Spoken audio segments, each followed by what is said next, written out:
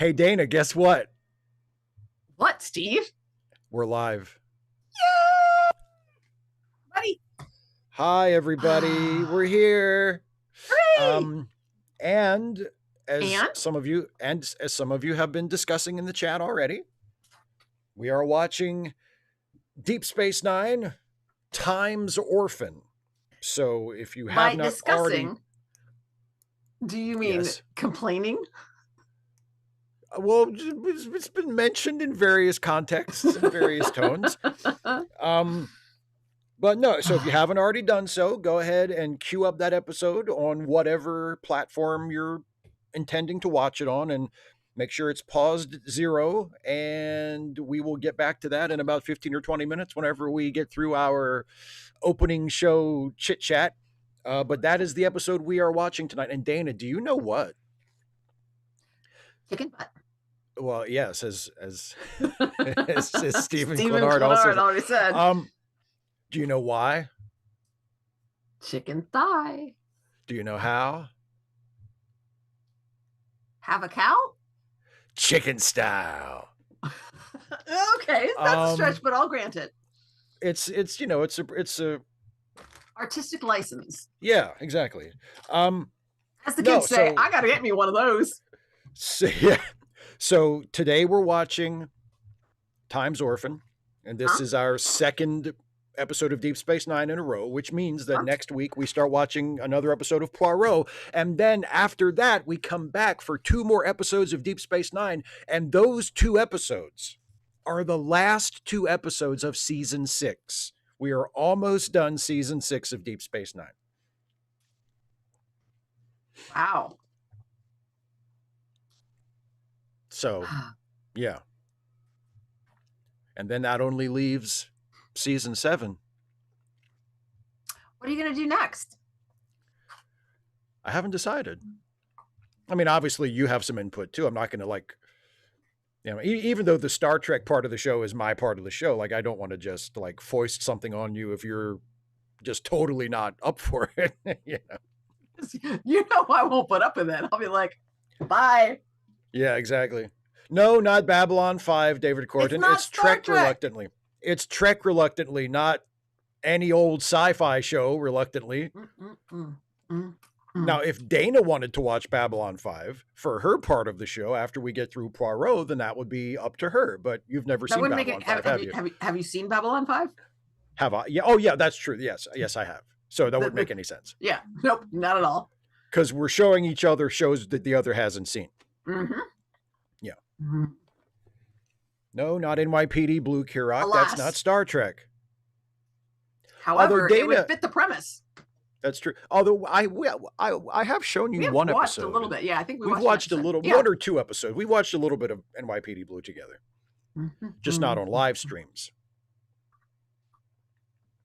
Just like we watched Starfleet Academy together. Mm-hmm. Babylon 5 sucks, says 808 Hawaiian. Well, I can't go along with that. I thought Babylon 5 was after season 1, especially Babylon 5 is excellent. Season 1 of Babylon 5 is pretty fucking rough. Although when I rewatched it about 5 or 6 years ago, season 1 was not nearly as bad as I remembered it, but it's still pretty goddamn bad compared to the rest of the show. Yeah. Once Bruce Boxleitner shows up, oh boy, now you got a show. Snake Big Cat says after DS9 we should do Voyager so that we'll both be reluctant.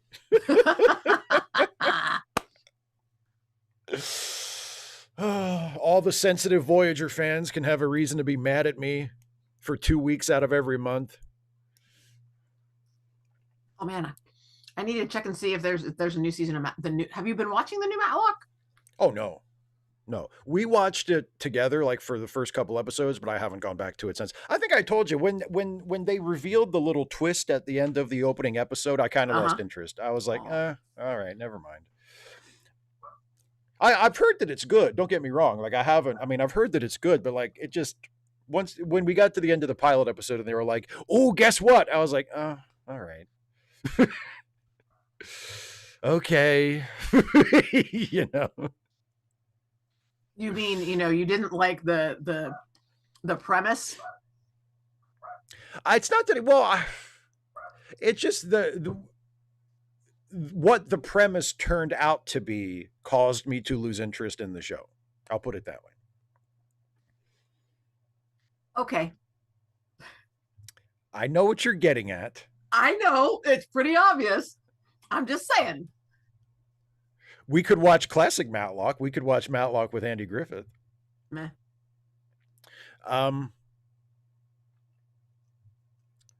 Kara says, what about the Orville? Again, not Star Trek. I'd rather rewatch Murder, She Wrote again. Oh, Murder, She Wrote. Now we're talking.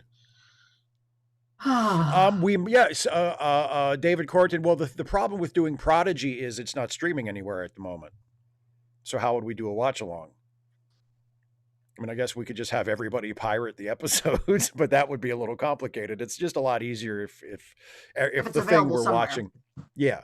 But yeah, no, I would love to watch Prodigy with Dana, because Dana, I think you would really like Prodigy. It's really good, but it's just not streaming anywhere right now.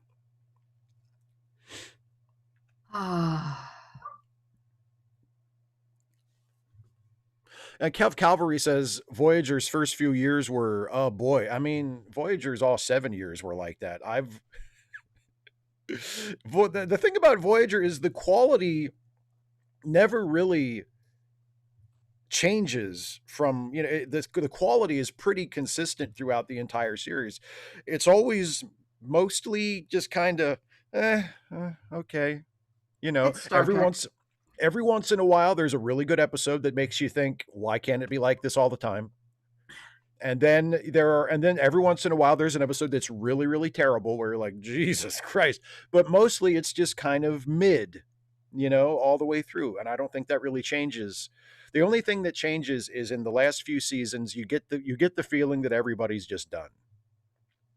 They're just like, yeah, we're still doing this, but it's not really all that exciting.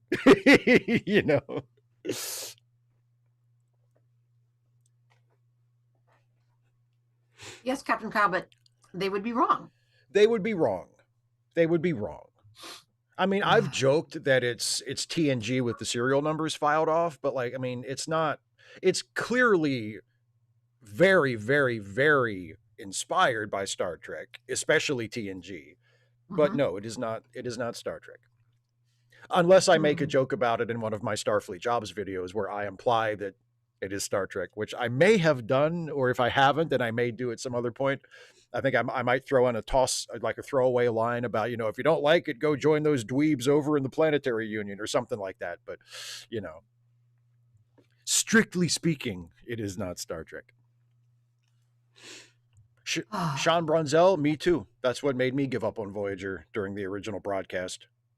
Yeah, after Year of Hell, I stopped watching. I came back every once in a while to see what was going on, but I stopped watching regularly after that. I was like, okay, if they don't care about the show, neither do I. Okay.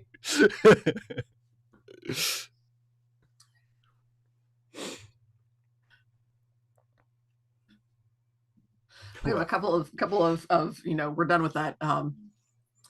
So my eldest niece, do you remember the little the toy where you would pull the string and the spinner would go around, and then it would, as it pulled back in, like the spinner would go around until the string was all the way pulled out and is pointing at usually a different type of animal. And let the string go, and it was like, the cow says, oh, yeah, as it spun back around the other way.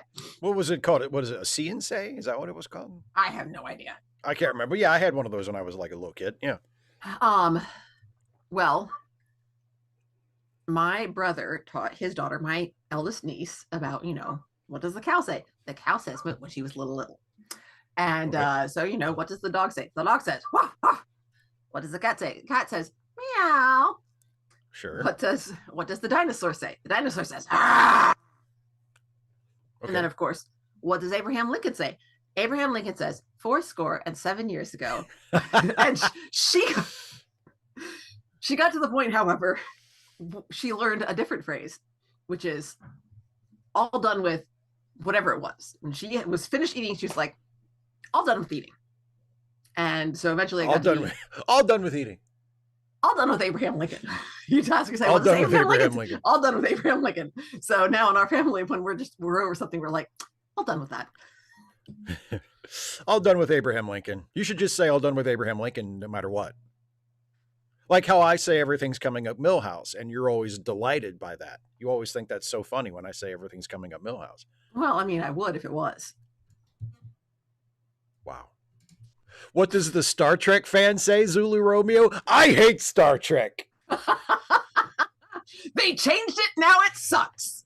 This new show sucks. That's what the Star Trek fan says.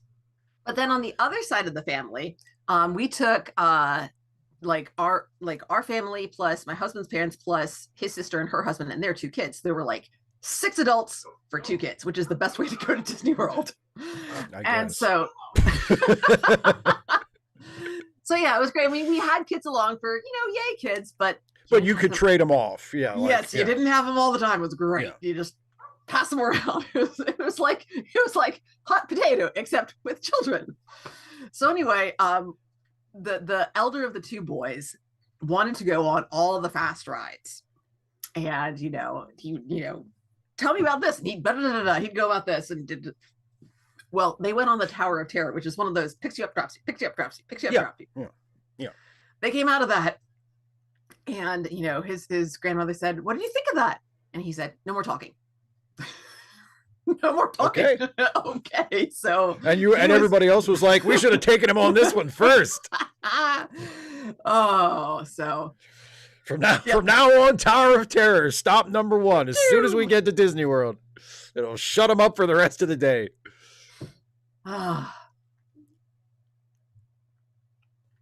Star Trek fans say things. Oh, unfortunately, they do. True. Yes. Yeah. Car. Exactly. This isn't Star Trek, or the people who made this must hate Star Trek. That's my favorite.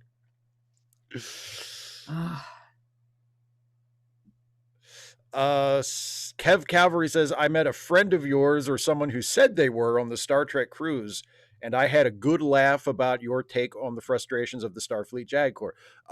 Who was the friend, if you don't mind my asking? If you can, if you I'm can really curious about this, because you don't have friends. I really don't. I mean, I think I know a couple of people who have gone on the Star Trek cruise the last couple of years. But I mean, to be completely honest, I don't really pay that much attention to the Star Trek cruise, because I would never go on the Star Trek cruise. Because the Star Trek cruise has people. I would also, by the way, not go on any other kind of cruise. It's not just discriminating against the Star Trek cruise. It's I would not go on any has cruise. People. Yeah. It's not just the people. It's not just the people. It's the trapped with people on a boat for a couple of weeks. Oh, that sounds like great. Yeah, let's do that. Yeah. When was the last time you went to the mall to hang out? Oh, no, I don't know. When I was 18. People, you're not even trapped. Go to the mall to hang out. I go to the mall if I have to buy stuff. That's where I go to the mall. I go directly to the store that has the thing I need. The whole time. I buy it, and then I go. I take that back. I think I met someone for coffee at the mall in 2011. Wow. So that was probably the last time. That's like 15 years ago. Yeah. Well, because I think it was 2011, because it was shortly after the movie Man of Steel came out, which I think was 2011. Okay, that's a you thing. You measure time by Superman movies. Well, no, and I remember because it came up in conversation. Ah, okay. When I was hanging out with my friend at the mall. With a friend that you totally have who doesn't live in Canada. No, they live in Canada now, but at the time, you wouldn't know them.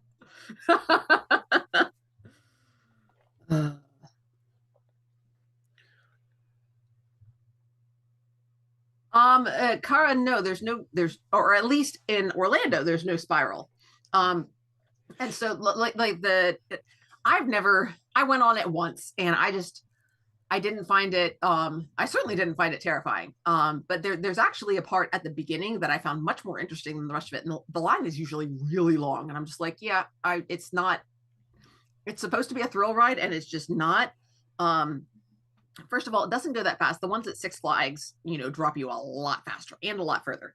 And then it's the other thing is both there and at Six Flags, you are like really secure. Like with this one, with that one, there's just a seat belt, so like you get some lift, but it just doesn't drop you that fast. The Six Flags one, you are like bolted in there, and it yanks you down. So it's like even more than gravity. But like, there's so much. I mean, Mickey ain't gonna drop you. There is too much, there's too much money to be lost from that kind of. I love how Mickey ain't gonna drop you. Mickey, Mickey ain't settling no lawsuit with your ass. You're gonna be fine. There you go. Exactly. And so, however, I think I've told you this, Steve. I don't know if I've said it on here before, but I've told you about the one at our local amusement park. I can't remember. So yeah, same idea. You go click, click, click, click, click, click, all the way up to the top, and then it pauses for a little bit, and then it yanks you down. Yeah. That one is terrifying, but not for the reason you might think. Well, because it's run by carnies. No, because it looks like it folds onto the back of a truck and drives away. And because like, it was this isn't not safe. Run by carnies, Steve. That's not my concern. Because it looks like it feels like it was built by carnies. When you're up there at the top, you can feel it swaying in the wind. Oh, that's boy. Why it's terrifying. That's a ride. That's a ride right there. That's a ride. So scary. Like, oh man, that one's rough. Oh. A couple of things in the chat. I want to answer your question, 255 AD, but first somebody said, Boxy Brown said, do you play Dance Dance Revolution at the mall? I've never played Dance Dance Revolution. When I would go to the mall and hang out like at the arcade, my favorite thing was air hockey. I could literally play air hockey all day. I love air hockey. I would play, if I could just play air hockey nonstop, that would be my life. I love air hockey. So we'll know when you really, really made it when we see an air hockey table back there. When I buy my own full-size air hockey table and I'm just playing it by myself, just fucking knocking the puck back. Okay, and then 255 AD said, in Sci-Fi Debris' review of Blink of an Eye, which is the Voyager episode I reviewed last week in my retro review, he deliberately discounts any of the interesting sci-fi concepts because a lot of it is lifted from the book Dragon's Egg, and he doesn't want to give them credit for ripping something else off. Thoughts on that reasoning? Okay, so I've never read Dragon's Egg, so I can't speak. I don't have an opinion on how close the episode is to that book. A lot of people seem to think it's very close. I will say this, though. I have read The Ones Who Walk Away from Omelas, and I have seen the Star Trek Strange New Worlds episode that is based on the same concept. I don't think that episode is ripped off from that story. I don't think that the concept is close enough to the story that they needed to like pay the Ursula Le Guin estate something or give her credit. It's possible to have, especially in science fiction, it's possible to tell a story with a similar concept or a similar starting point without plagiarizing it. Yeah. Probably the most well-known example in Star Trek is the episode Arena from the original series, which Gene Kuhn wrote just all on his own. And then after he wrote it, he was told by one of the people that's in charge of like one of the people who worked like for the show, who was in charge of like the legal clearances and that kind of thing. They found out that there was a short story called Arena that had been published like 10 years before that had a very similar concept. And because they were worried, they just wanted to make absolutely sure that they were free and clear and they weren't going to get in any trouble. So they went ahead and bought the rights to that story from that author, just in case. And I have also read that story and watched that episode. And really, honestly, other than the basic concept, the two are nothing alike. Like, and obviously they have the same title, but it's kind of an obvious title when you know that the concept is like one representative from one group and one representative from their enemy group are picked out to fight each other to settle the war, instead of having everybody fight each other in huge battles. Like, that's Yeah. the idea. And Arena is a fairly obvious title for that kind of a story. Yeah. And again, like, I understand why they did it. They wanted to be safe and they wanted to make sure they weren't going to be accused of ripping off this other author. And that's, I mean, it's nice that that author got paid, even though, to be frank, the story is not very good. Like, the original But short the is author's not like, very good. yes, thank Yeah, you. of course. But like, so like, I can't speak to Dragon's Egg because I haven't read it, but my suspicion is that the similarities between the two are very, very overstated. Because and that a lot of people don't understand the difference between having a story that deals with similar themes or similar ideas or even has a similar concept, but was not plagiarized from the earlier story. That is my suspicion, but I don't know. And frankly, I don't care because that's a really goddamn good episode of Voyager. And I just don't give a shit. Yeah. So here's the thing. I mean, it's totally okay to do that. I mean, to have a story with a similar premise. So Yeah. you're familiar with Lord of the Flies, right? Oh yeah. Okay. Yeah. You know that it's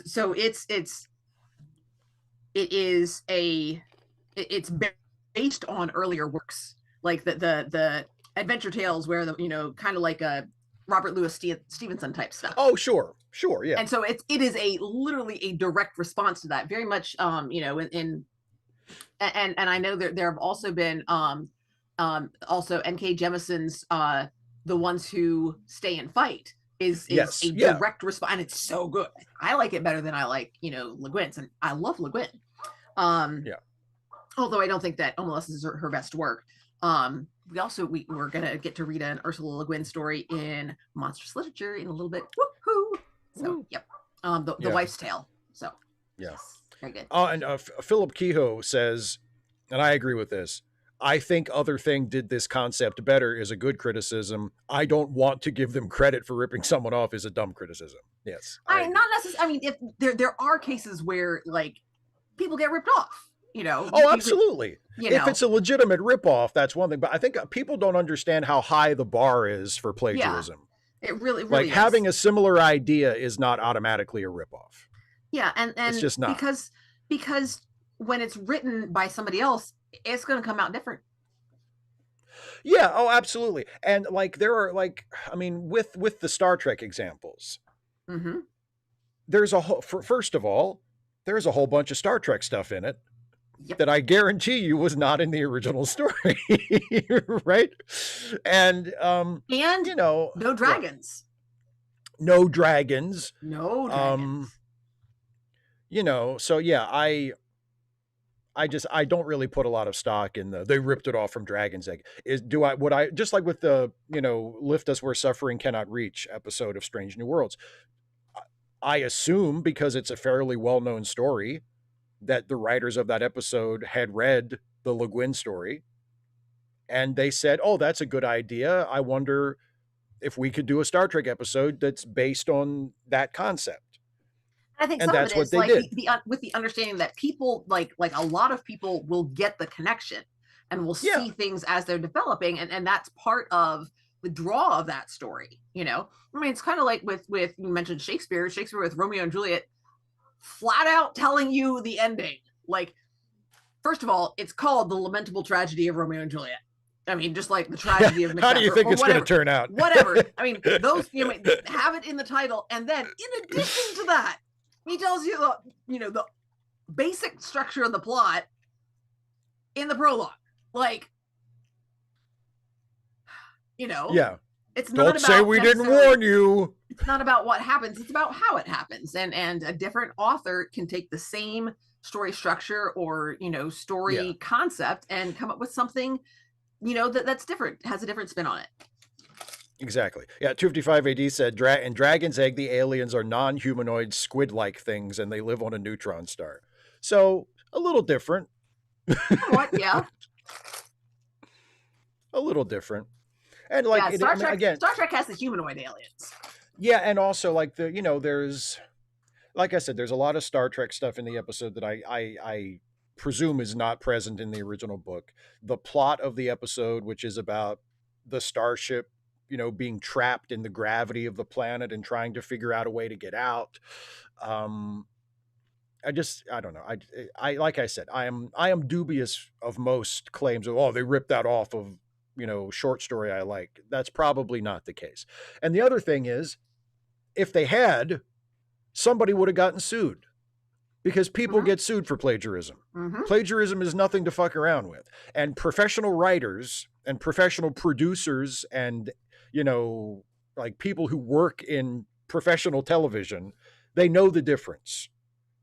And they're not going to, especially if it's a well known story. Like maybe you might, if you're a scumbag, you might try to get away with like ripping off a little known author that nobody has Yeah. read. But, Dragon's Egg is a pretty well known story.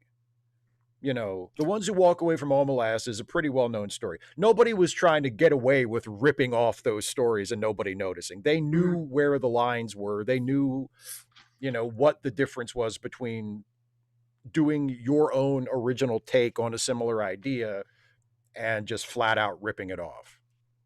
Yeah. Like there's literally one story, and that is a stranger comes to town. Yes, that's right. So whether even something like the Lord of the Rings, where they're leaving town and going on a journey, they're just the stranger who's coming to someone else's town. It's Sauron's little homeworld. He's there in his little town, and these strangers show up and they mess it all up. They ruin everything. Yeah, and then 12 hours later, it's over. Hey, at least you weren't in it. It took even longer for them. Yeah. Of course, they also got paid. Nobody paid me to watch any of those fucking movies. In fact, I had to pay to watch them. That's the fucked up part. I mean, that's the fucked up part. You could have told Jason that you'd only do it if he paid you. I could have. That could have been the line in the sand. I could have said, "Nope, I'm not doing it. I am not doing it." For free. You can do the Lord of the Rings reviews yourself. I will be here and I will just sit quietly and I will say nothing because I have not seen the movie. See, that's a line that I will gladly cross. Oh yeah, you have volunteered repeatedly to sit in on episodes of Late Seating about movies you have not seen. Not seen. And I'm like, that would be a delight. What? I think that would be so funny. I think that would be so much fun. Because because it would piss you guys off. I mean, it's just I don't know. I mean, there is a kind of Dadaist genius to it. Like, it's the most pointless possible thing. I'm going to guest on a movie review podcast for a movie I have not seen. Okay, sure. Like, there's a certain absurdity to it. That conceptually, it's very funny. Because why would anybody do that? I would be somewhat hypocritical though, because when the students they're starting their one pagers, and so one of the options is the two last options are predicting the ending, which the rule is you cannot choose this option if you finish the book. Yes. How are you going to do that? And then the other option is that has a similar one, is reviewing the book, and that's you can only do this one if you have finished the book, so you can do one or the other. Every semester I get some student who says they want to do both of them. I'm like, you can't have read the book completely and not read the book completely at the same time. That's not possible. Yeah, there's like a quantum mechanics thing going on there. Couple of more things from the chat, and then we'll get started with couple of more things from the chat, and then we'll get started with the episode. 255 AD adds to the Dragon's Egg discussion. A while back, I listened to a radio play from the 1950s that was about a civilization developing in a water drop. And for them, time moves faster than the humans watching. Which, yeah, exactly. Same idea. And that predates Dragon's Egg wasn't Dragon's Egg like from the 80s? So like that predates Dragon's Egg by a good couple of decades. And then also Liz says Steve's antipathy for Lord of the Rings is one of the most entertaining things for me as well. for me as well. And then Kev Calvary said, I did not know about Steve's aversion to Lord of the Rings, and now I have so many questions. I just think it's boring and dumb. That probably answers your question. Why doesn't Steve like Lord of the Rings? I think it's boring and dumb. And I wish I hadn't watched those movies because I didn't think they were good. And they weren't good enough. They weren't bad enough for you to enjoy them. And I will say this, and I know I've said this before, but I'll mention this quickly before we go through, how we do this. With Fellowship of the Ring and Two Towers, I can at least understand in theory that people like them, because even though it is not my cup of tea at all, they're well-made movies, like on a technical level. And I kind of, if you're into the fucking, high fantasy adventure thing, and you're willing to just sit there for 4 hours while nothing fucking happens in a movie, I get why people are like, but Return of the King is a bad movie. Like, full stop, across the board. It's just a bad fucking movie. You don't like the music? The score? The music? That's part of the movie. It's a technical aspect and an artistic aspect. It's a perfectly fine, like, epic movie score. I've heard way better. It's fine. But no, Return of the King is a really, really bad movie. Like to the point where I was sitting there watching it going, this is the one that won Best Picture? This one? This one. The one where Viggo Mortensen attacks the bad guys with an army of fucking ghosts. This is the one that won the award. Okay, whatever. So anyway, yeah. And also, yes, and David C. Drake, yes, and that Return of the King is also the one that has like a million fucking endings. Pick a fucking ending, Peter Jackson. Pick a fucking ending. And make it the ending where all the other people stand up and bow to the hobbits, because that's the fucking ending. That's the fucking ending. David C. Drake, yes. He points out that you got more than your money's worth. 5 endings for the price of 1. Yeah. 5 endings that I had to sit through instead of 1 ending that I had to sit through. And this is also, by the way, why Randall is my favorite Clerks character, because Randall gets it. Randall gets it. Randall and me are Lord of the Rings haters from way back.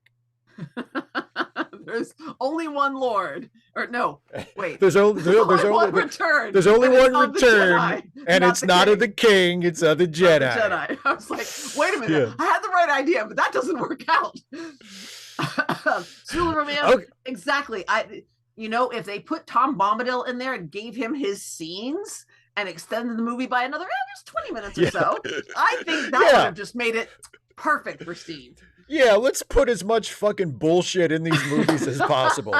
Let's put all of Tolkien's nerdy bullshit obsessions that completely stop the plot, such as it is, in its fucking tracks for extended periods, so that all the Tolkien nerds in the theaters clutching their copies of the book can jack each other off while they look at the screen and go, look, they put the thing from the book in the movie. So now I'm curious. If something happens and your channel just takes off and eclipses everything else, and you get invited to be on the Stephen Colbert Show. Oh, well, it's going to have to happen pretty quick, because his show's over in like May. Hypothetically, would you go? I've thought about this before, because I love Stephen Colbert, and I feel like I'm not going to bring it up. And if he starts talking about Lord of the Rings, I will just politely excuse myself and go home. You wouldn't throw down. You wouldn't diss on Tolkien in his house? No, because what's the point? I'm not going to, I mean, oh, hey, I went on Stephen Colbert's show and it was great. And then I was really fucking mean to him about this book that he loves. Like, Aw, that is so sweet. You would just be I'll do that behind his back. I'm not going to do that to his face and hurt his feelings. But you just assume that he doesn't watch. Maybe he's watching your show right now and crying. Yeah. Hi, Stephen. I think your favorite book is The Shits, but don't worry, because a lot of people disagree with me. Oh gosh. But no, okay, like when Jason talks about Lord of the Rings, I have to keep myself awake. And Jason's my best friend. Like, you don't just rip into him. Well, again, what's the point? I do take little cheap shots when I see an opening to really just put a little kick in the guts to Lord of the Rings. I'll do it. I'll do it. Because it is fun to take the And in fairness, you're not sitting in the same room, so you can't just like lunge at him. That's true. That's true. And it's not. And if I was over at his place, it's not like I would take his fucking Frodo sword and like break it or anything. Like, I'm not going to be a dick. I'll just make fun of him for it. I'll say, "Look at you, you stupid fucking Tolkien. Why can't you have Star Trek shit like cool people?" But that doesn't work because he also does have Star Trek shit. So But maybe I don't know. Do you think he knows more Star Trek shit than you do? He may have at one point, but I think he has forgotten a lot of it. Ooh. So, his memory is not quite as good as mine. Well, not only that, he has put it to use in poor ways. You're going to be like, you waste all your time with that stupid Tolkien nonsense, and now you've lost it. You've lost it where it really matters. Yeah, right, that's right. We've gone well past. Let's talk about some Star Trek in terms of watching this episode, shall we? So, Dana, why don't you tell everybody how this works in case anybody's watching with us for the first time? Okay, so we're gonna watch an episode of Deep Space Nine, and you got it. We're all gonna watch it together, and we'll talk about it in the chat. That's how. Yes, that you have just summarized the concept of the stream. Yes. So there's a time code up here. So queue up. Hopefully you've had plenty of time to get this episode queued up. So you should be at 0000. Where's my little? Here we go. There we are. All right. So I've got my window. Have you got your? I hope you've got your window. Here's my window. So make sure it's a 0000 or as close there to that as you can manage. And then Steve's going to say 3, 2, 1, play. When Steve says play, we all click play together on the remote or whatever mouse or whatever you got. And then whatever you got. If your computer crashes or whatever and you have to start back up, you just look over here at the time code and voila, you can catch right up with us. So there we go. All right. This is how we do it. True55 AD said, "How would you feel about a Lord of the Rings themed broken holodeck story?" I would feel like I don't have to watch that episode. Cool. Thanks for giving me a week off, Star Trek. What if it was something that you were reviewing? No, I would watch it. And but it would have I'm just saying I would watch it, but it would have quite a hill to climb. I'll just put it that way. It would have quite a fucking hill to climb. There would be resentfulness. Yes. Just deep disinterest in the subject matter. Deep-seated loathing. All right, here we go. Like Dana said, I'll count us in from 3. Woo! I'll say 3, 2, 1, play. Everybody hit play when I say play, and we will watch Time's Orphan.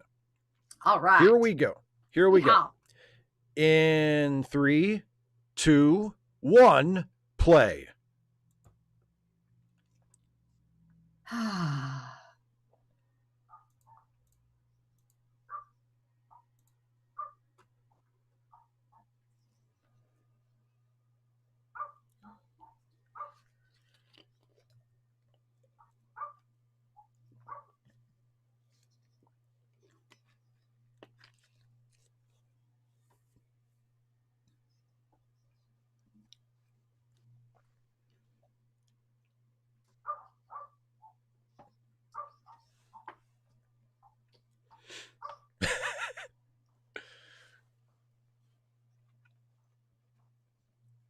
How much of the usual? That's the issue. Yeah.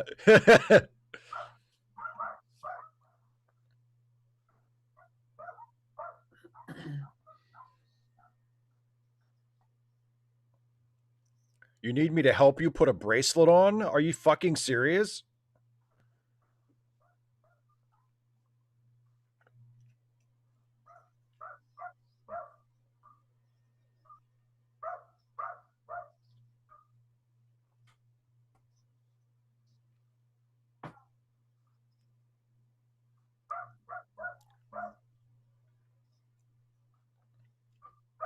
Oh, meow.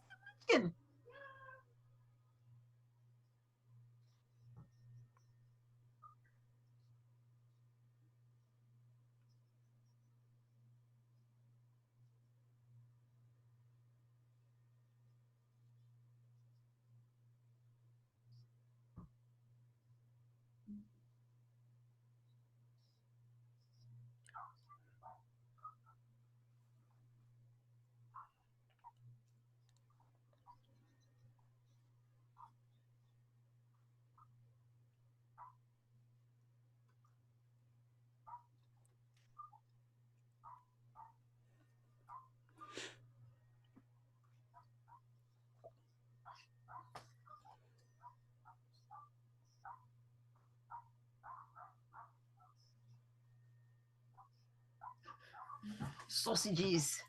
Sausages. He's practically a hobbit himself. That's the real reason that Steve loves this show, because the hobbity guy suffers. Yeah.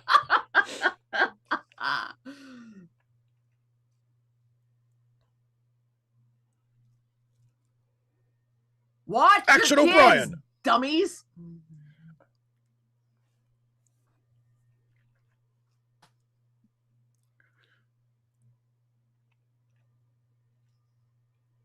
Do you think we should check inside the cave that's right in front of us?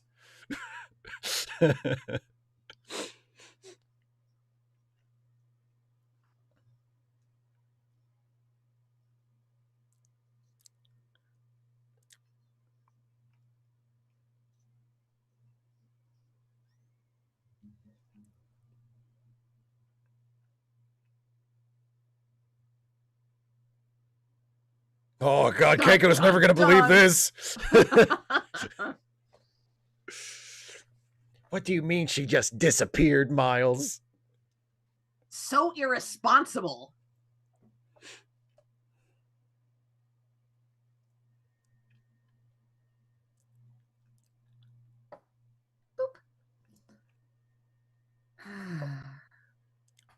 Well, Kev, they didn't know it was a portal cave. I mean, now they know they won't go back to that cave in the future. And knowing is half the battle. Yeah, exactly. The other half is keeping an eye on your damn kids. Watch your children.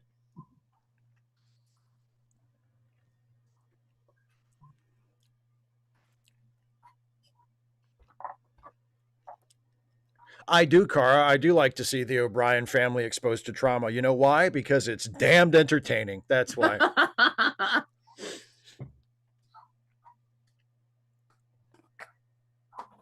Heartless bastards. That's us.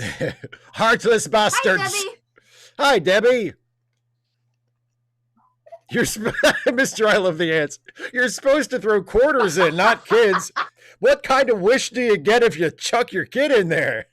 You're getting a real big wish. I better get some money or something.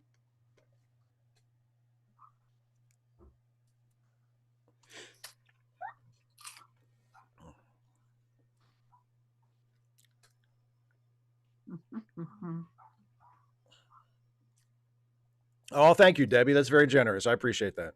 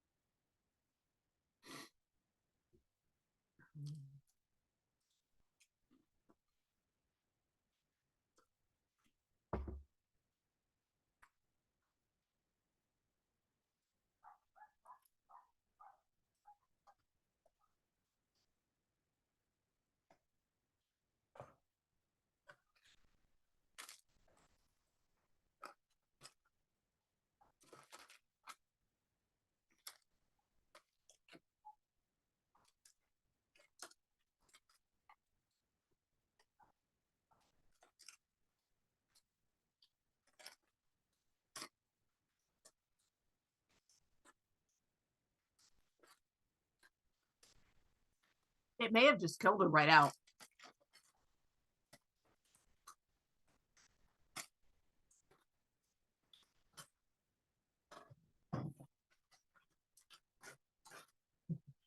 Chester don't care. Chester's like, feed me.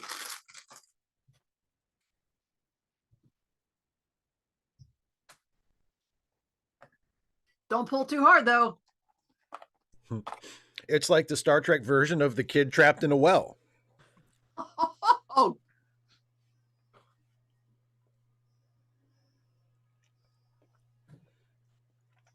Shut that kid up! Oh, wait, that's my kid. Shut him up!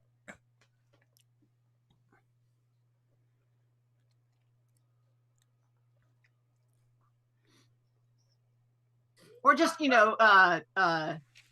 Sudik, fly around the planet really fast so that it turns backwards. And she just pops right out. Exactly.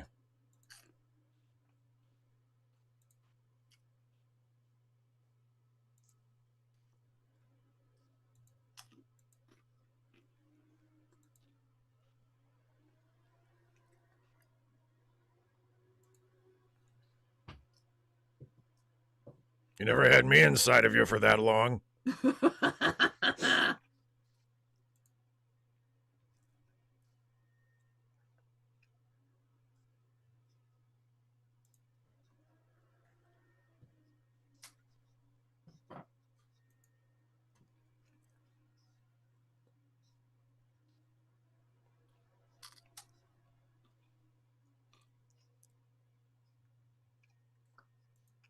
That's exactly what I just said. Try to keep up.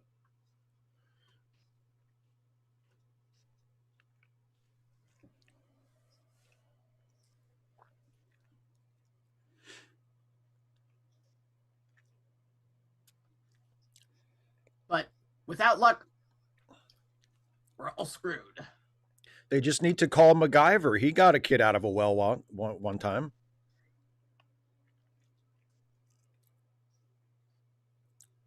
Well, do you want me to lie to you or not? And if it doesn't, we're screwed. If it doesn't work, her bones have got to be on this planet somewhere.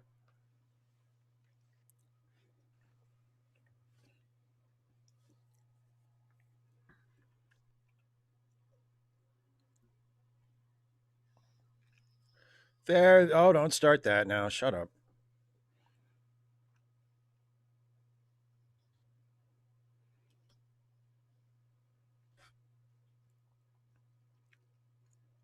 We're not going to get her back.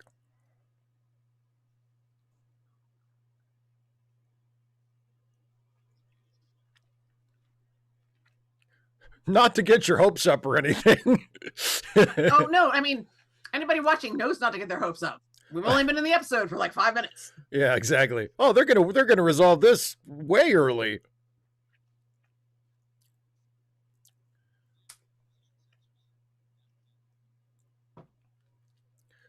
Rick Carranza, that's good.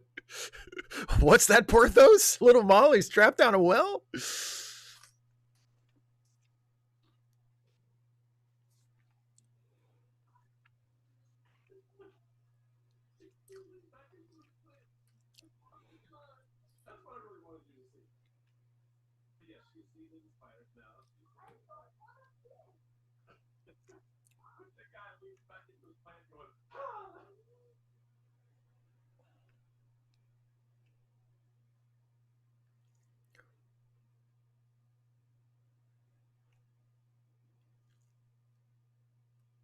A teenager? I didn't order this.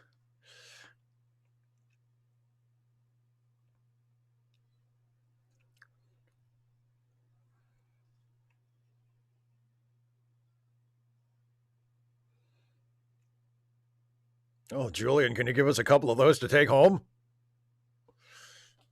We'll need several.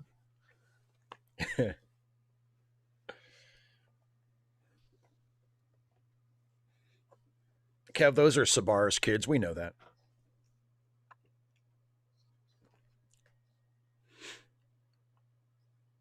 Well, we better register to vote.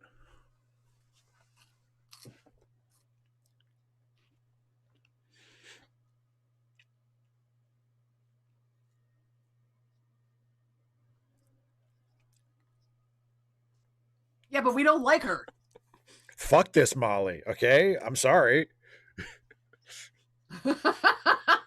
It's our girl. She's still a biter.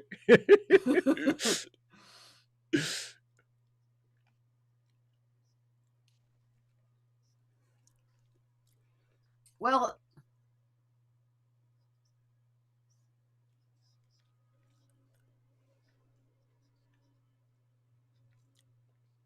255 AD at some point, obviously. weren't you paying attention?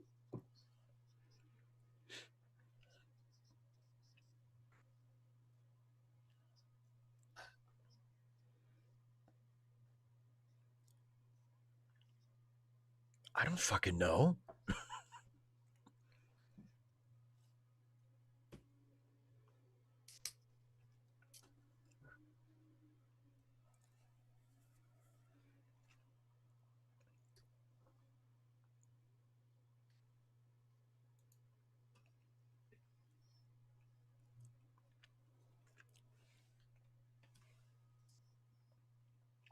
No.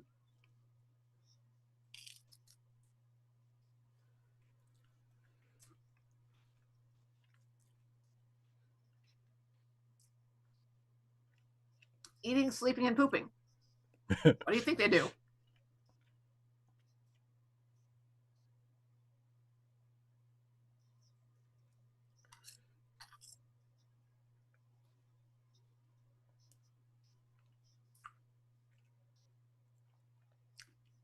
Yeah, but it's a baby.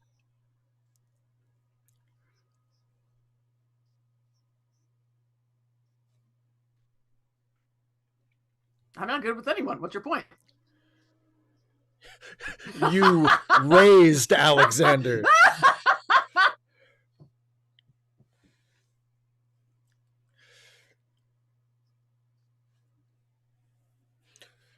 Look, I just like the chance to screw up a kid in person for once.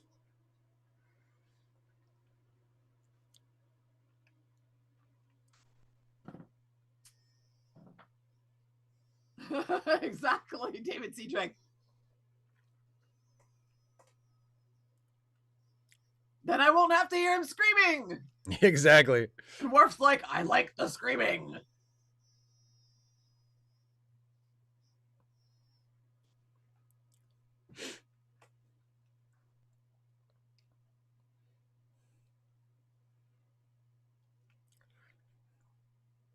Oh god, they put me in a zoo.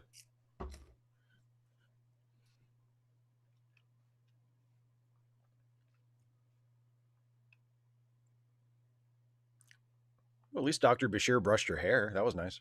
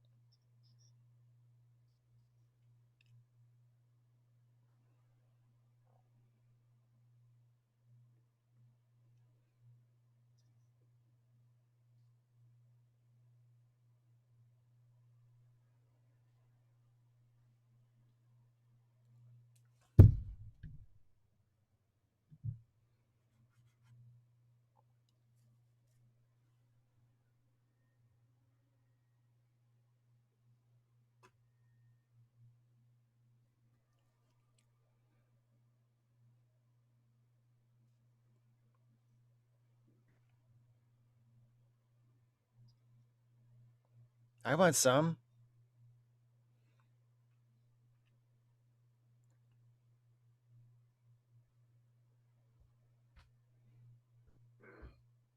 Oh, good, Caitlin.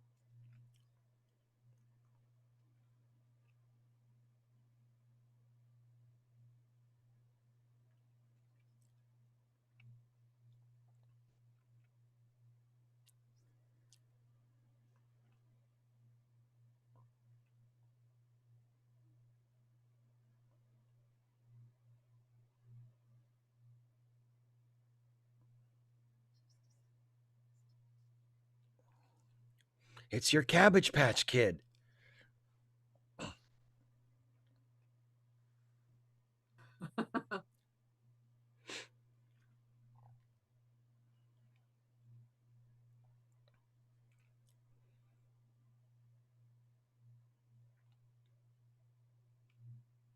Give me that fucking thing.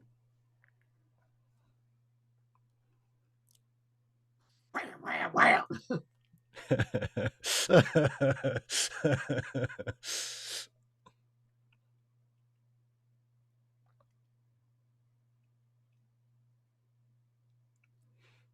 Well, all's well that ends well. Looks like the O'Briens are going to be just Short fine. episode. Yeah. Joey Vetz says, what do I think about Academy being canceled? I think it's a shame, but it's not a huge surprise.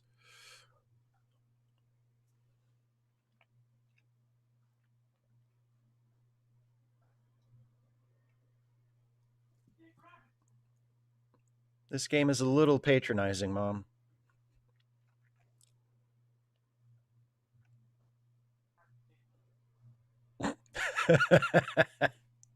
Soon I will have all the balls.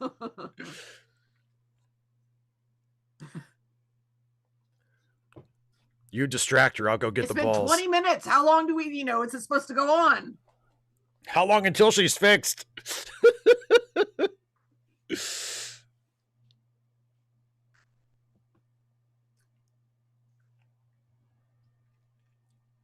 What exactly are they trying to accomplish?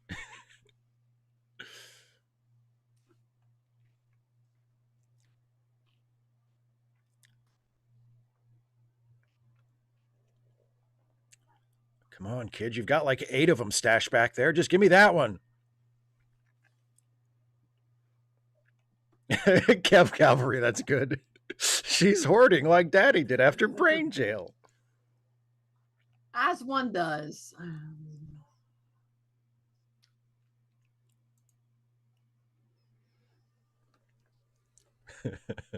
Silence. This sucks.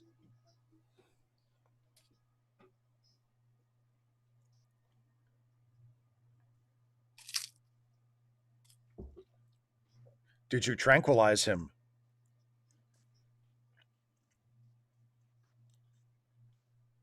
Did I change him? Was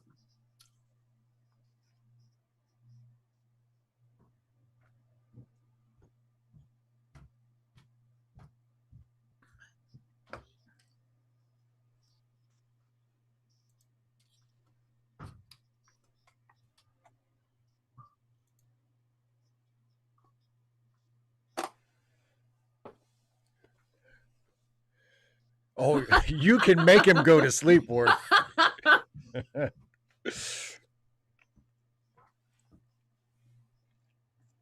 Ryan, yes, Worf has 2 dongs.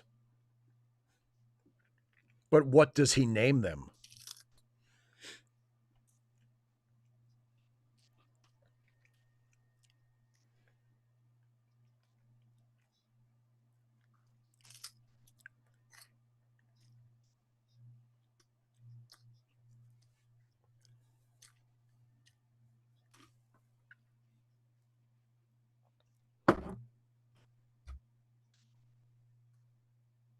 now they're plural.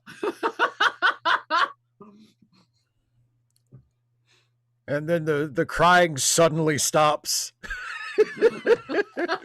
Jadzia is like, I'm going to bed. I didn't see nothing. Worf's like, what? They got enough to worry about with that other one. Yeah, doing him a favor.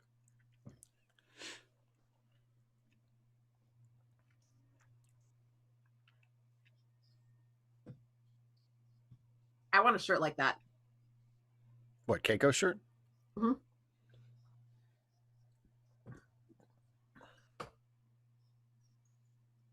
$255 AD. Yes, that's perfect. Absolutely.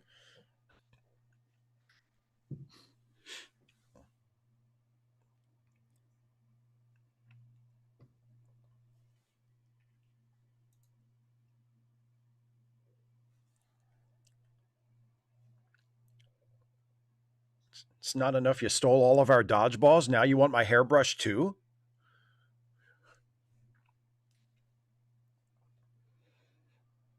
No, mommy, I want you to brush my hair. Well, Dr. Bashir is better at it, but you're okay.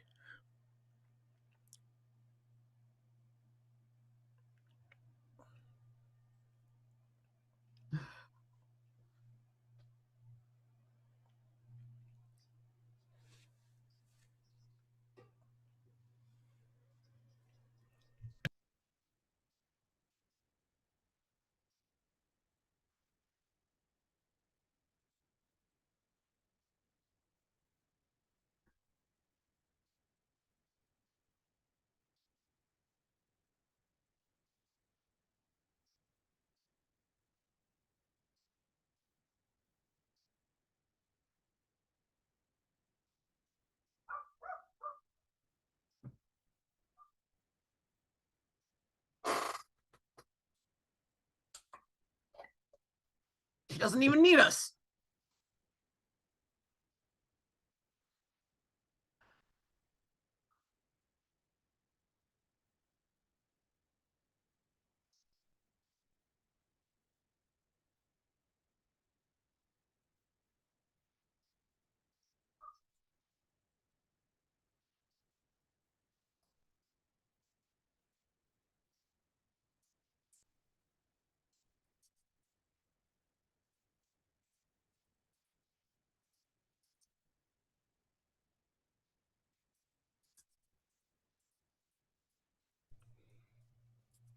So is that what happened with Alexander? Nobody taught him the Klingon rattle game, and he grew up to be a loser instead of a warrior?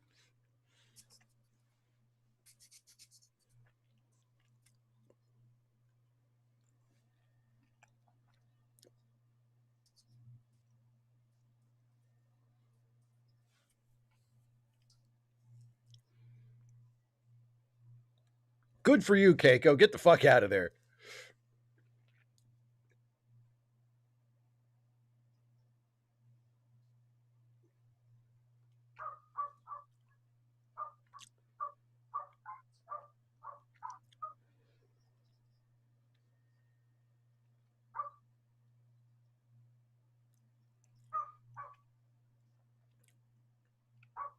Oh boy.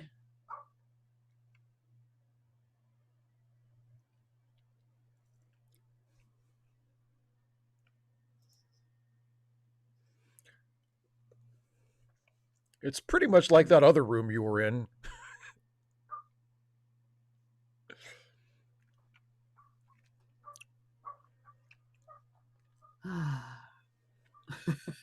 I love heck dupe. Heck dupe. Oh shit, we in space? I don't. Why would she?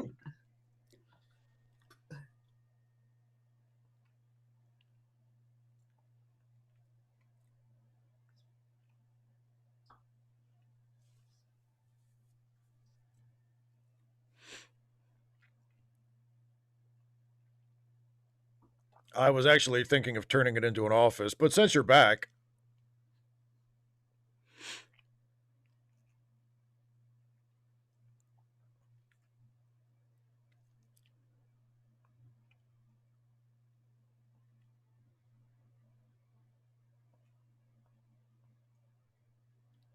none of this shit is gonna fit me.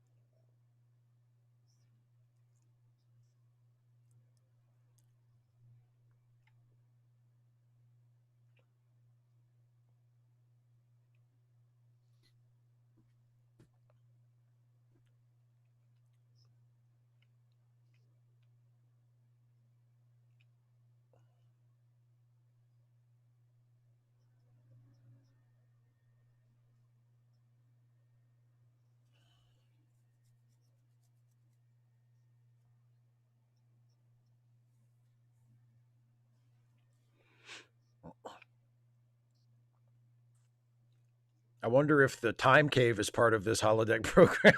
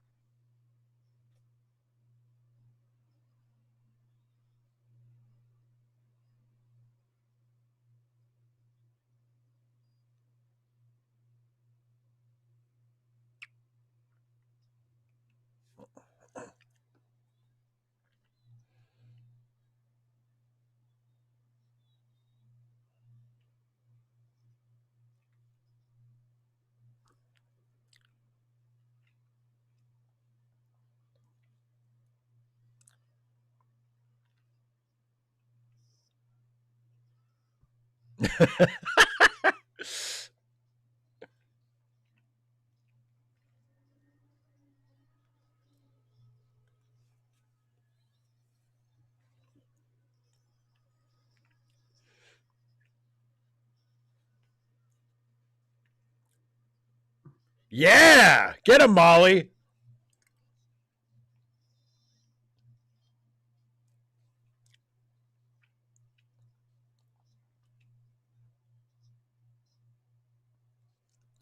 I love that Odo had to make sure that his cop had the phaser on stun before he shot the child. Just making sure you're not going to kill her, right? Much. Only kill her a little.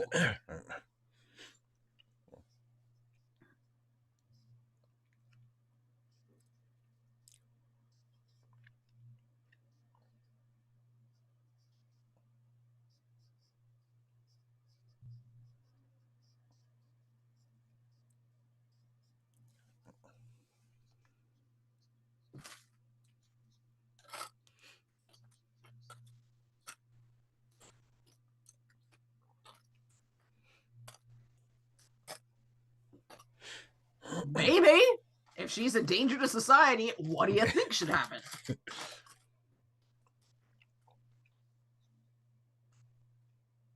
You want her to stay here? Well, then go.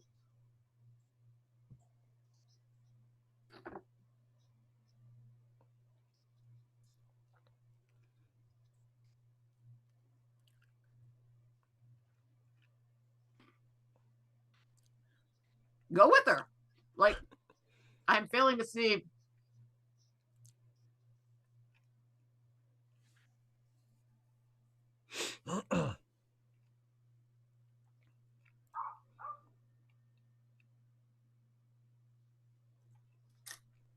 I'm busting out of here, see?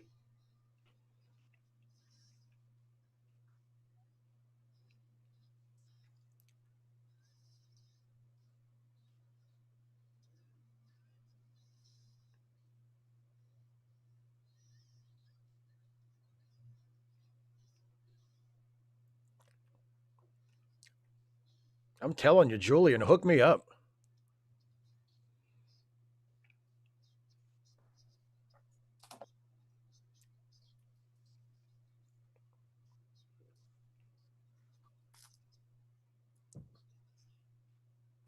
Give her another dose of night-night juice.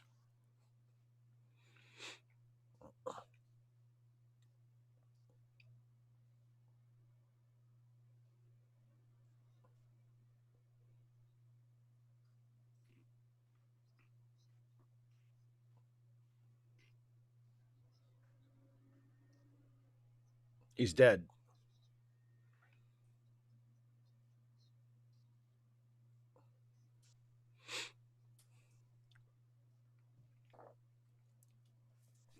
Worf, did you shake that baby? Be honest. Worf, did he deserve it? Be honest. I only power bombed him once, gently.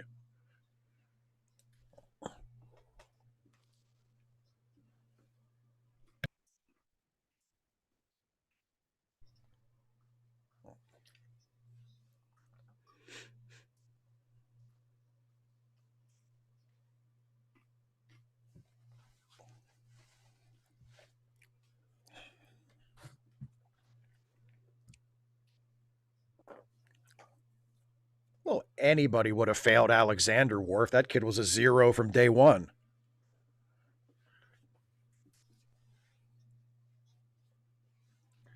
God, Worf is such a baby.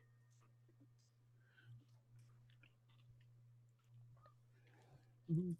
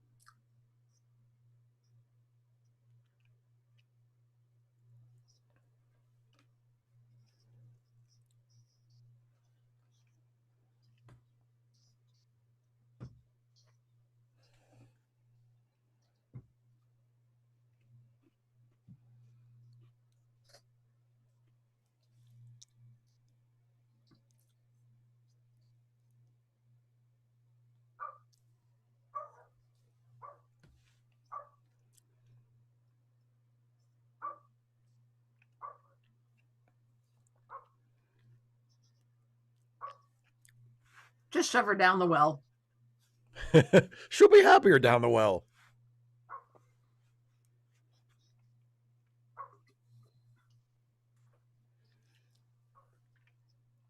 Throw your daughter down the well, doo-dah, Doo-dah, doo-dah. We're throwing our kid down the well. Throw your child away.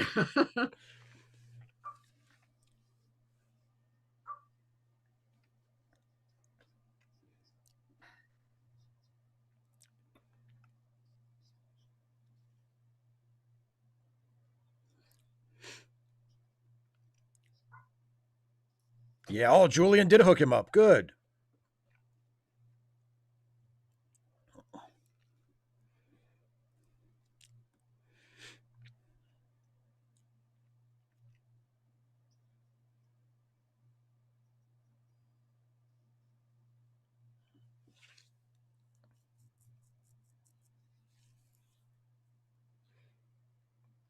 Bum, bum, bum. You know what you have to do, O'Brien? Kill him. Make it quick. You know, or take your time. Well, no, they got to get away. Oh, man. Take all the fun out of everything, Steve.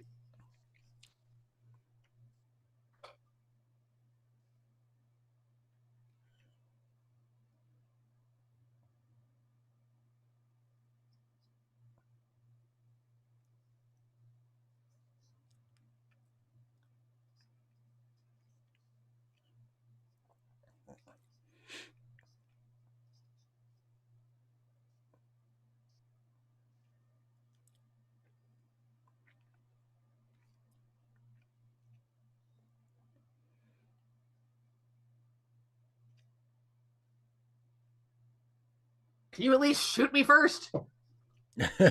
Yeah, I know. Odo don't give a fuck. What are they going to do to me? Fuck it, I don't care.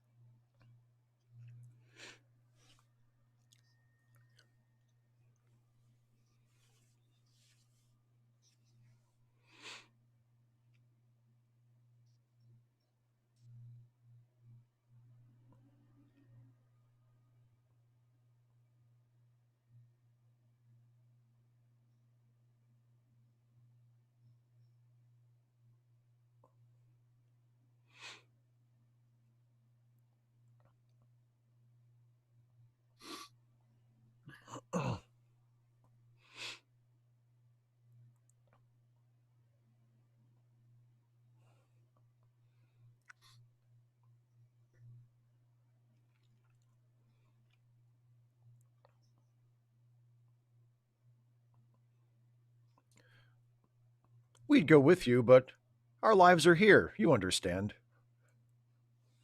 And they matter more than you do. I mean, Keiko has a career. O'Brien has more things to suffer.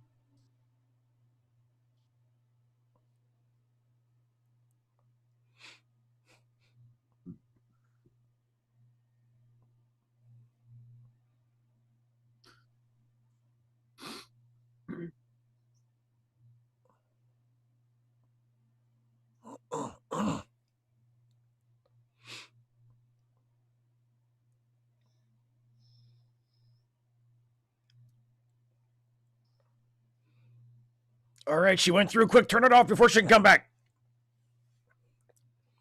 It's okay. She's got shoes now, so it's all good.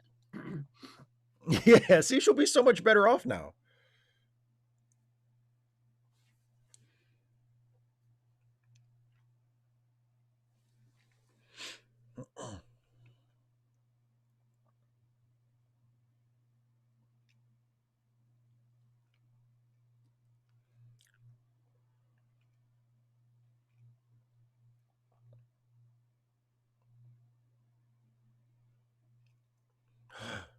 She met herself. It's a universe destroying paradox.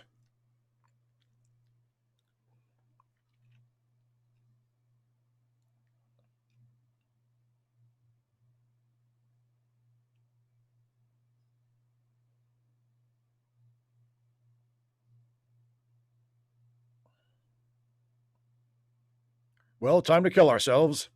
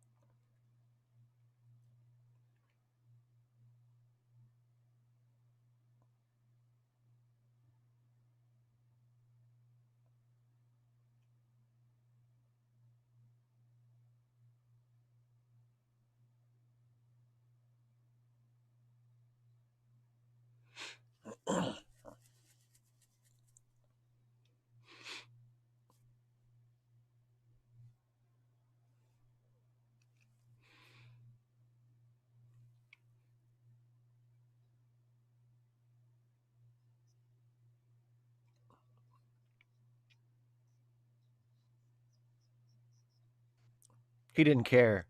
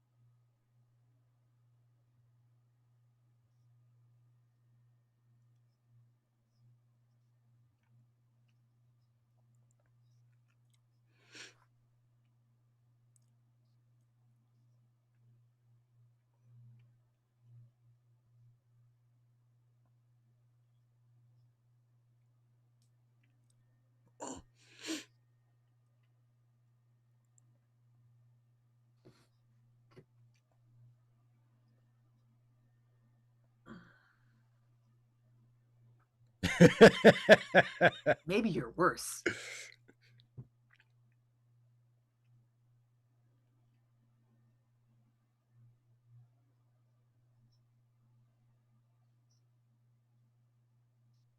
Well, I already turned them down, so they probably changed their plans No, by now. she said she was going to ask Worf. Oh. She said she told him. That's okay. Look, you better shut up about it if you're not going to tell me what it means.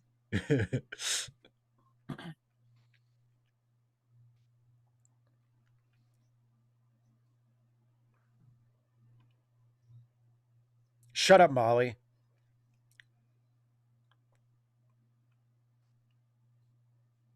Nope. Her English was very poor, though.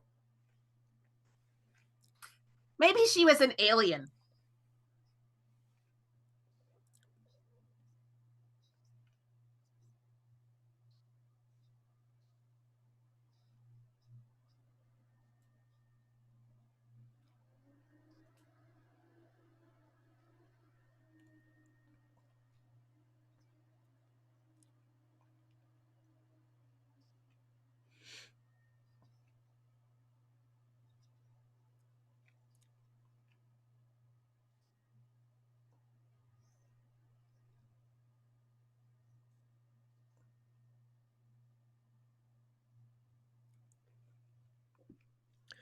The end.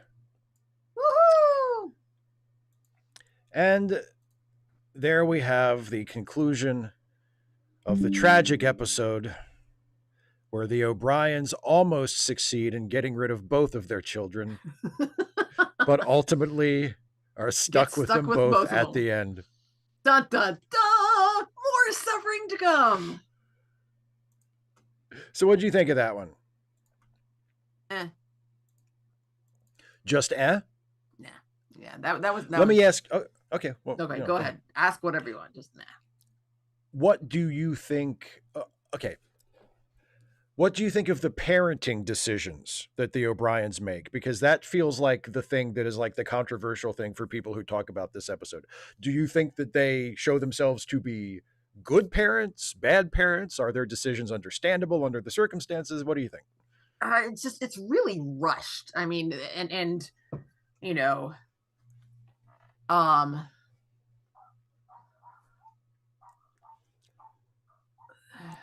idea that they're not, I mean, they don't even look into what this facility is like. The idea that, oh no, she won't, there's no being outside. I'm like, huh? What? Yeah, like, why? Did they look into it? Do they know that? It seems, and the, like, there's no question about that. They don't even consider the idea of going with her. Like, it's not an option. I'm like, what the hell? What kind of parents are you? Just like, I mean, it's the Star Trek universe. It's the Federation. You don't need jobs. You don't need jobs. Right. You don't need your jobs. Go take care of your kid. Like, oh my God. I think,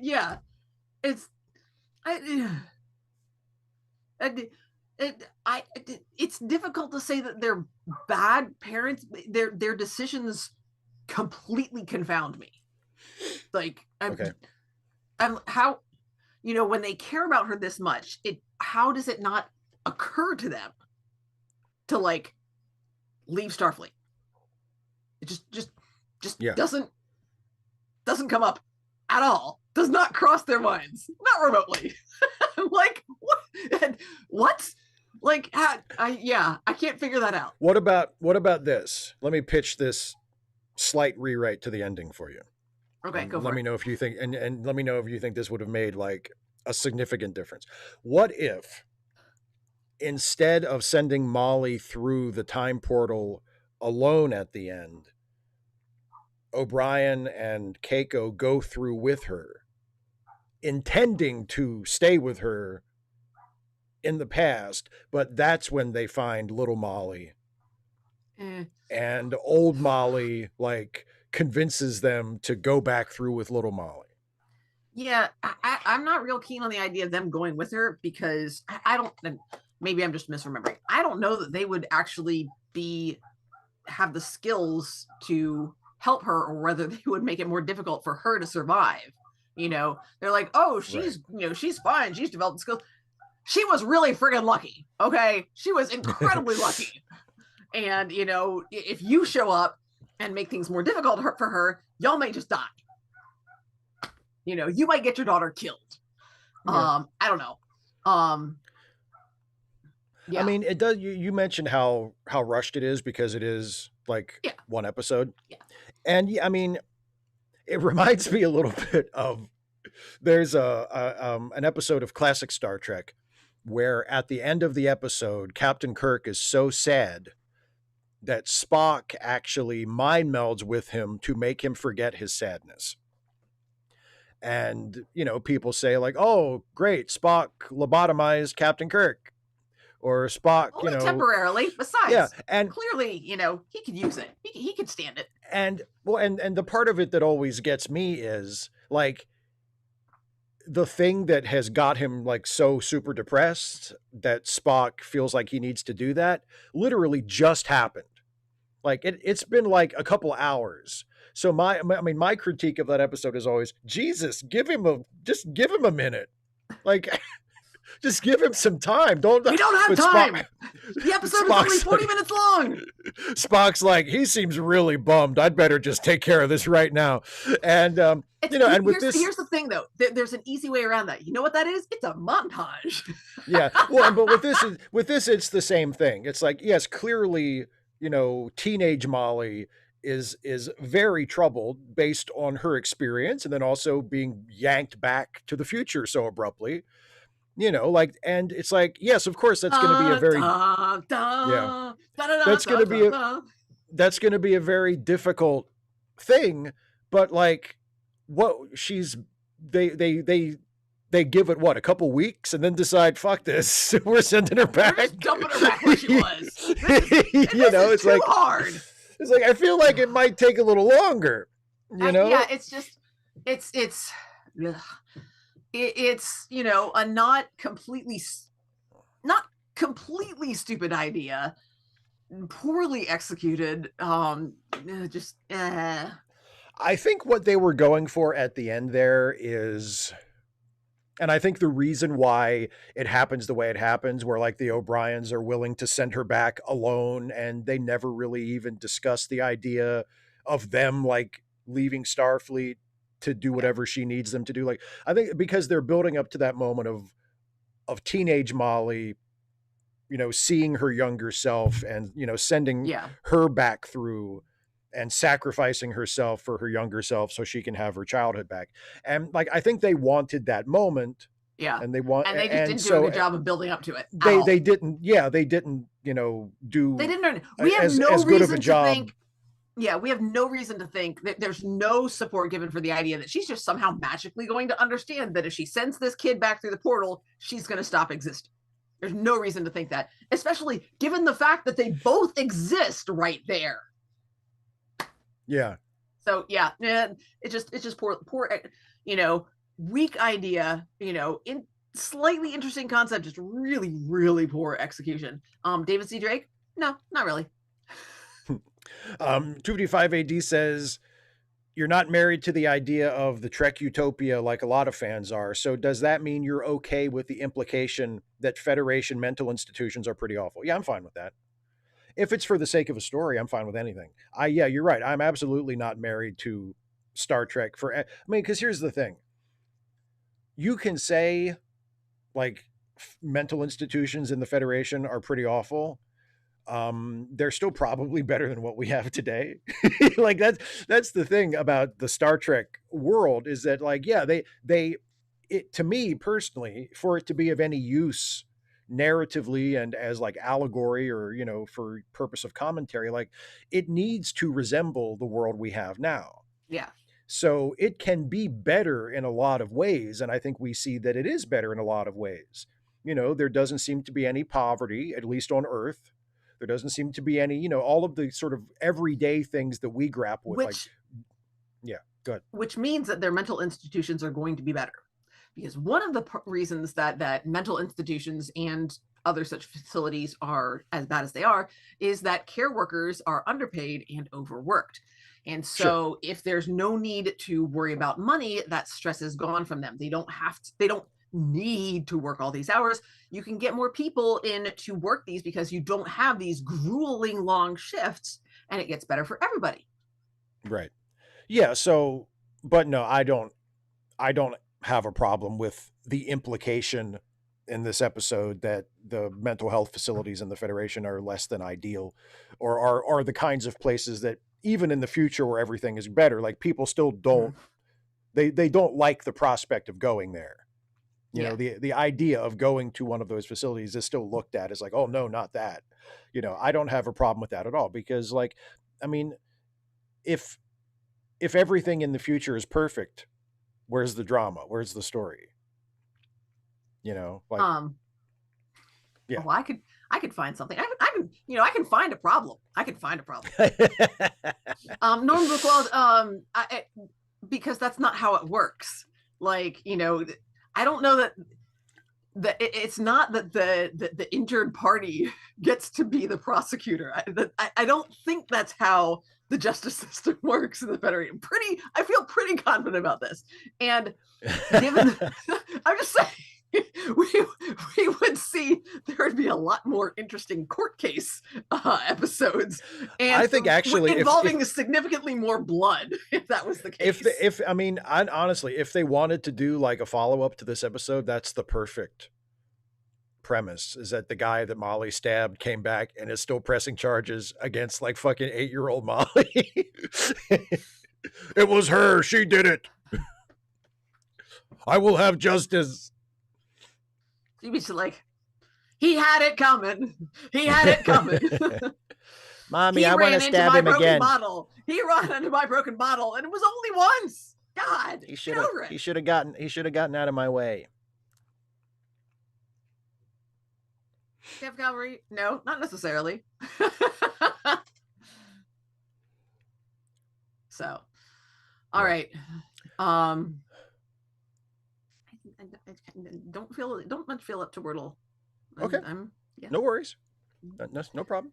So look down in the description to find some organizations that we think you should be aware of. Also, don't forget, this coming Saturday is another No Kings rally. So look around. That's right. I am planning to go to the one in Chattanooga over on Ross's Landing. So hooray. I've got my signs. My mommy asked me, she's like, are you going to paint some signs? I'm like, So like, tomorrow after school, I'm tutoring, and then Friday, I'm working out, and then I don't know. Anyway, so yeah, I have signs already. But also, speaking of Friday is Ask Away. So if you are a channel member or a patron, and you are not a slacker like me, you have already sent in your ask. But if you are a slacker like me, you still got 2 days to send that sucker in. And if you are not a channel member or a patron, there's a little button down here. You can click that button, or you can go to patreon.com/Steve Shives, and you can support his work either way. And then you get to send in up to 500 characters of telling Steve what to say. And Friday, 6 p.m. here on the channel, on the live stream, he will read your question and then answer to the best of his, you know, admittedly limited ability. I'll try my best. Incredibly entertaining. Yes. Yeah. And then also don't forget, so yeah, and then come and hang out with Steve in the chat. And once he gets done answering all the patron member questions, he will answer questions from the chat. And then also don't forget about charitylinks.page, which is also down in the description, which is a curated list of friends and associates of ours who could use some financial help. And so if you have the wherewithal to do so, help, because helping people is good. Yes, it is. Ryan Johnson says, Star Trek taught me children are always obnoxious and awful, which is true. Star Trek is right. Life lessons. Lessons. I don't know if I'm going to be here, Steve, on Friday. Just FYI. Okay. That's fine. Well, my mommy asked, and I was like, it's my mommy. It's fine. It's not, attendance is not mandatory. I know, but I like it. And then, so I don't know. I can't believe Dana wasn't in the chat for my fucking live stream tonight. God damn it. Stupid birthdays. Fucking so important. That's true. Yeah, it's your birthday. So it's even more under. I can't believe she didn't spend part of her birthday in the chat on my live stream. Like, what the fuck? So I am debating having my ask be asking you to sing happy birthday. Since it's now in the public domain. Even though you won't be here. Well, I guess you could play it back later. Exactly. Obviously. So ta. Okay. Dork. All right. So thank you everyone for joining us. And next week we're back to watching Poirot again. Woo! It's a big one. What are we It's a watching? What big are we one. watching? What are we watching? It's one of the most famous Poirot stories. It has been made into movies multiple times. We will be watching, and of course, we're only watching part one because we split them in two, but we will be starting the Poirot story, not quite the most famous one, but probably the second most famous one, Death on the Nile. Oh, funsies. So there we go. That's next week. Part Thanks, one everybody. of Death on the Nile. All right. We will see you next week for that. I will see you on Friday for Dana's birthday, with Dana not being here. I will almost certainly have pie. I'll have to think about that. What kind of pie am I going to have? What kind of birthday pie do you want? I don't know. There's so many kinds of pie. They should have like a pie buffet place where they give you like an empty pie tin and you can just go around and take like a slice and fill it up, and it's like different. It's like a full pie, but each slice is a different kind. Why isn't that a thing? That should be a thing. Well, I mean, my immediate thought is, why just a pie tin? I mean, I want like a whole, you know how at a buffet you get like those trays? I just want that's my plate. Like, don't even put trays on the plate.